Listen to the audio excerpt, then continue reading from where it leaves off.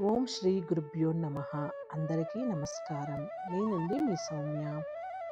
ఆధ్యాత్మిక జ్ఞానం ఛానల్కి స్వాగతం, సుస్వాగతం. ఇవాల్టి వీడియోలో హనుమాన్ పూజ.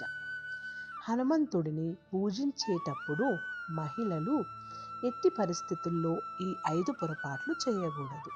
హనుమంతుడిని పూజించేటప్పుడు మహిళలు కొన్ని నియమాలను పాటించాలి. మరి మహిళలు మీరు పూజ చేసేటప్పుడు ఎటువంటి నియమాలను ఖచ్చితంగా పాటించాలో ఇప్పుడు తెలుసుకుందాం. వీడియో పూర్తి చూడండి. నచ్చినట్లయితే షేర్ చేయండి. కొత్తగా చూస్తున్న వాళ్ళైతే సబ్స్క్రైబ్ చేసుకోండి. హనుమంతుడిని పూజించేటప్పుడు మనం చేయకూడని పొరపాట్లు ఏదో ఇప్పుడు చూద్దాము. ఎట్టి పరిస్థితుల్లో కూడా ఈ 5 పొరపాట్లు అయితే చేయకూడదు. భక్తి శ్రద్ధలతో మనం భగవంతుడిని ఆరాధించడం వల్ల విశేష ఫలితాన్ని పొందవచ్చు. అలాగే మహిళలు ప్రతిరోజు 2 పూట్ల దీపారాధన చేస్తూ ఉంటారు. దాని వలన కూడా ఎంతో మంచి ఫలితం ఉంటుంది.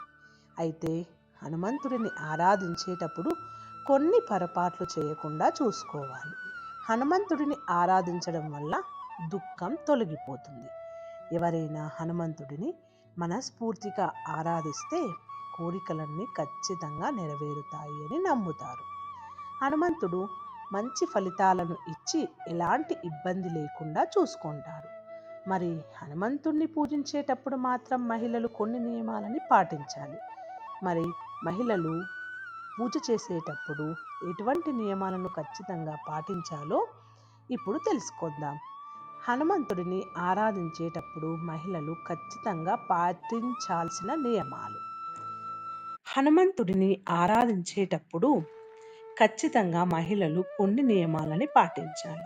ముఖ్యంగా నెలసరి సమయంలో కొన్ని పొరపాట్లు చేయకూడదు.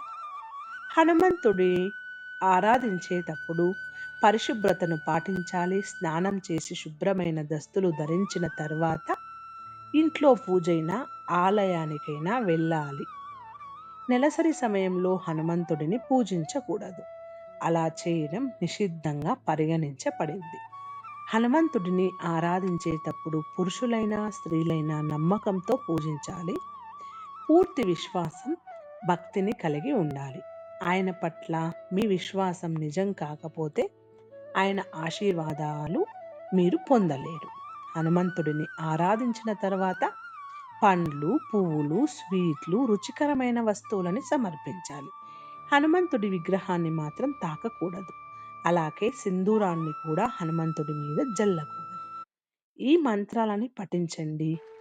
మహిళలు హనుమంతుడిని ఆరాధించేటప్పుడు ఆయన అనుగ్రహాన్ని పొందడానికి వీటిని పఠిస్తే మంచి ఫలితం ఉంటుంది.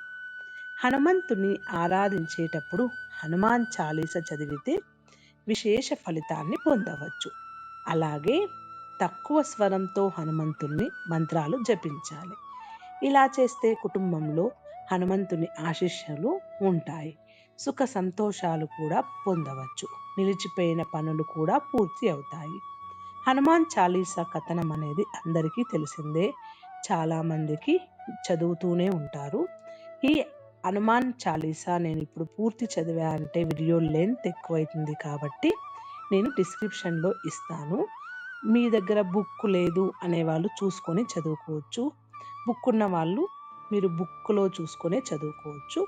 నేనైతే డిస్క్రిప్షన్లో మాత్రం హనుమాన్ చాలీసా మంత్రం పూర్తి ఇస్తాను. అది చూసి కూడా మీరు చదువుకోవచ్చు.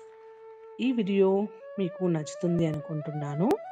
ఈ వీడియోలో ఉన్న ప్రతి అంశం కూడా మీ స్వంత ఆలోచనలతోనే నిర్ణయాలు తీసుకోండి. ఈ వీడియో కానీ నచ్చినట్లయితే షేర్ చేయండి. కొత్తగా చూస్తున్న వాళ్ళైతే సబ్స్క్రైబ్ చేసుకోండి. మరొక వీడియోతో కలుద్దాము. అంతవరకు నమస్కారం.